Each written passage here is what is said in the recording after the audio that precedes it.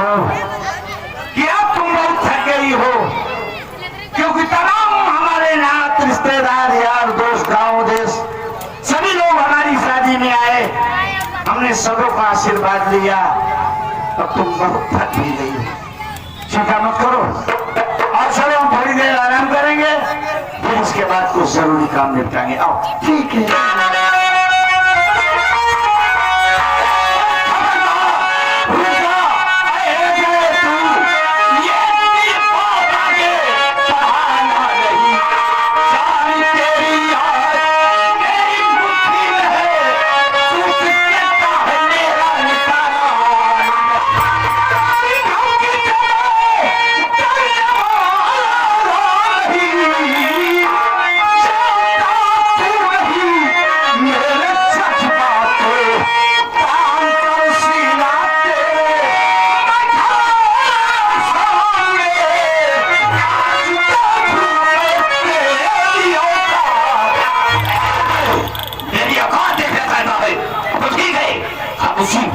गोली मार देगी, बहुत बड़ी बेइज्जती होगी। उस दिन तो सारे बच गया था, तुझे पटक पटक के मार दो। ठीक है, उसी का बदला आज मैं तुझसे चुकाऊंगा।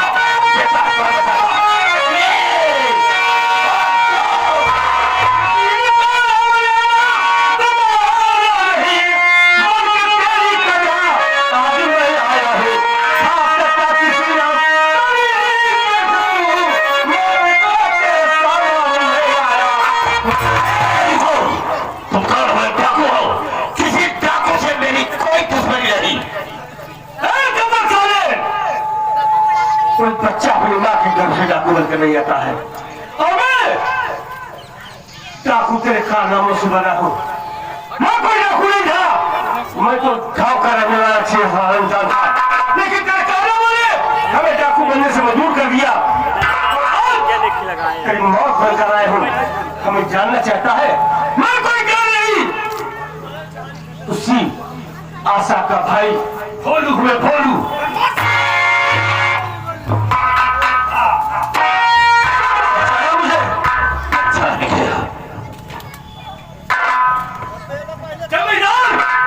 तू हमारी झोपड़ी से हमारी बहन आशा को उठा कर ले गया और सारे उसके बाद मेरे पैर में गोली मार दिया।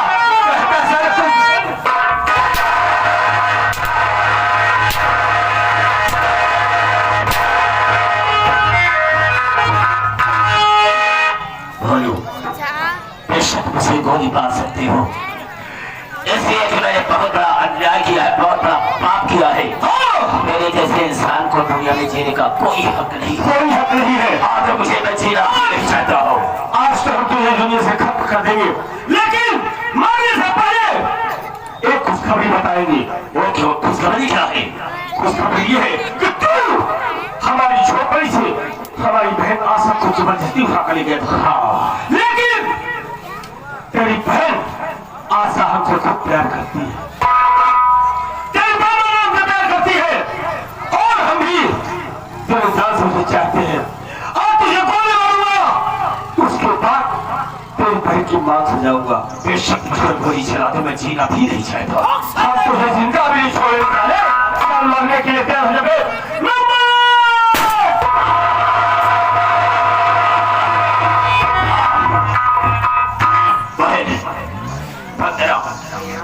मुझे तो गोली लग गई है, मेरे जीने का कोई सहारा नहीं बहन, अब तो मैं मर ही जाऊंगा, लेकिन मरने के पहले एक नेक काम करना चाहता हूँ बहन। अपना हाथ मुझे दे, तेरा हाथ मैं भोलू के हाथ में देना चाहता हूँ।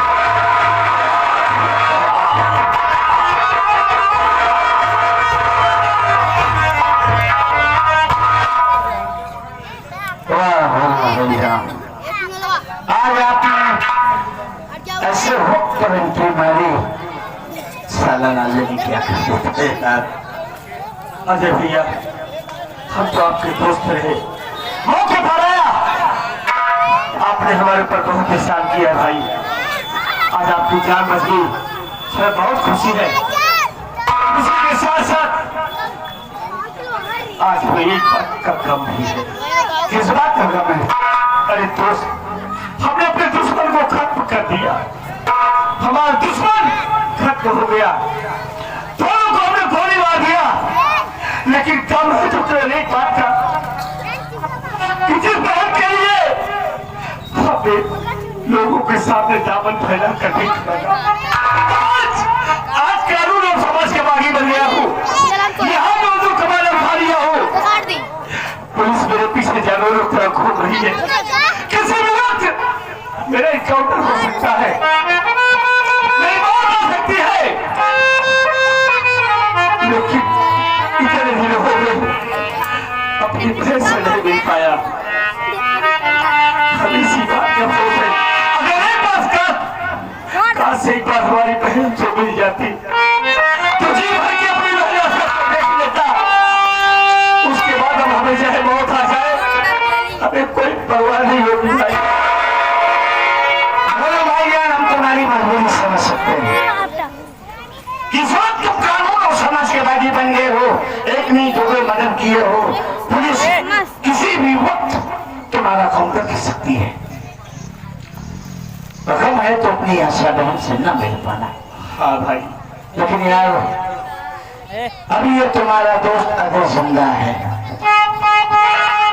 तुम्हारी आशा एकदम ठीक सुरक्षित मेरे पास है। ये क्या कर रहे हो? मैं सच कह रहा हूँ। अरे मेरे दोस्त, हमारी बहन, हमारी गुड़िया आपके पास है क्या? एक बार हमसे मिला दो, हम जरूर मिलेंगे। उसे देखने के लिए तो हमारी आंखें तरस गई भाई। हम समझ सकते हैं, मिलवा दो।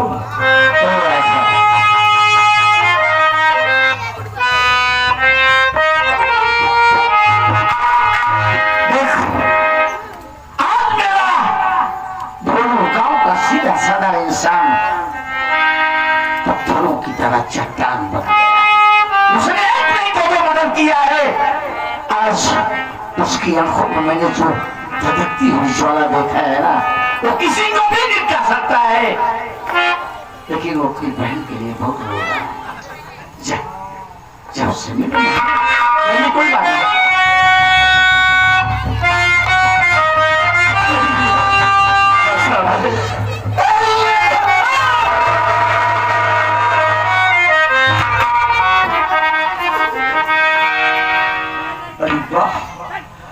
अरे पहला सा अजय क्या देखा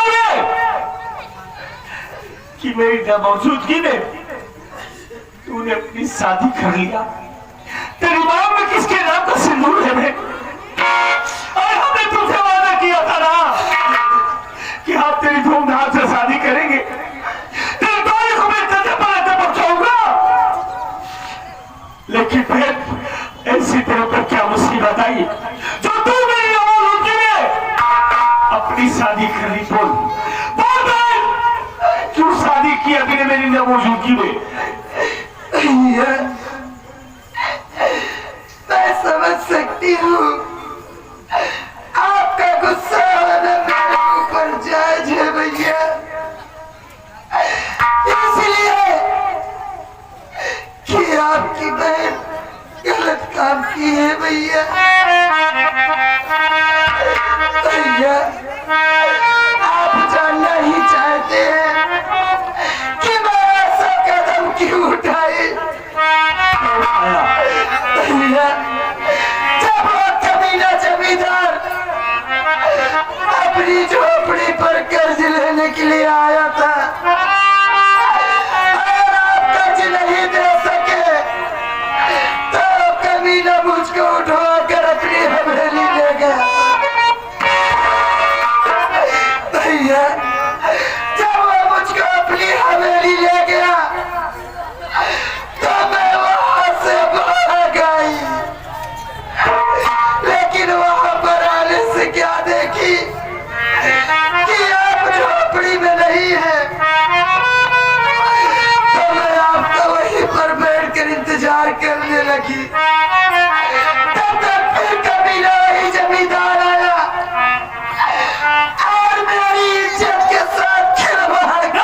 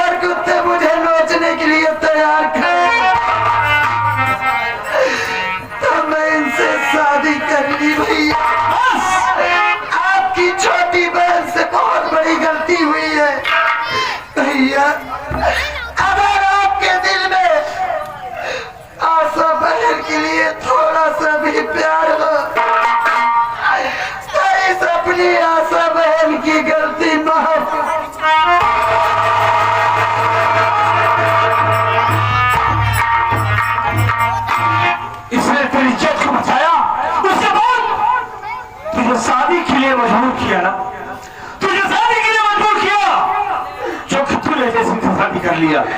नहीं भैया, मुझको शादी के लिए मजबूर नहीं किए, मैं तो अपनी मर्जी से शादी की हूँ।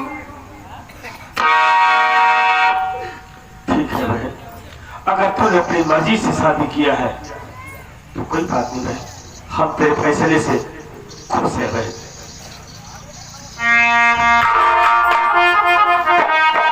तेरा गुस्सा करना वाजिब है, मैं इस बात को बखूबी जानता था कि कल के लिए मेरा दोस्त मुझे यही ताने देगा, उड़ाने देगा कि वाह अजय वाह, बहुत बढ़िया दोस्ती का सिला दिया, मेरी गरीबी मजबूरी का इतना बढ़िया फायदा उठाया कि मेरी बहन को जबरदस्ती अपनी मंगेतर बना लिया।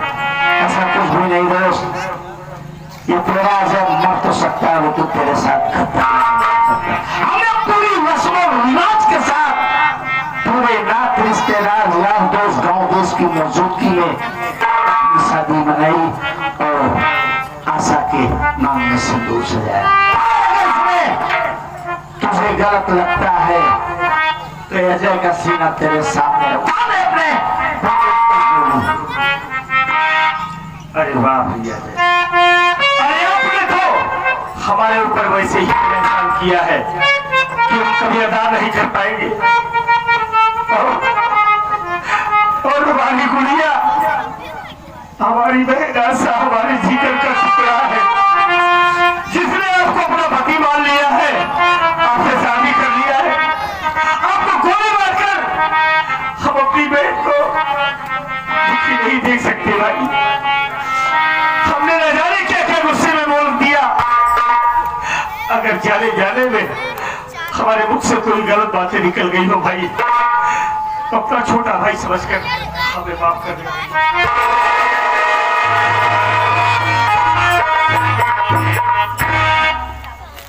आदरणीय जमील भाईजान, तमाम उनके हमनवा, आए हुए प्यारे प्यारे दर्शक बंधु, इंतजामिया कमेटी के तमाम मेंबरान, ये रहा हमारे आदरणीय बड़े भैया दुर्गेश पांडे जी की संगीत का आखिरी शीर्षक।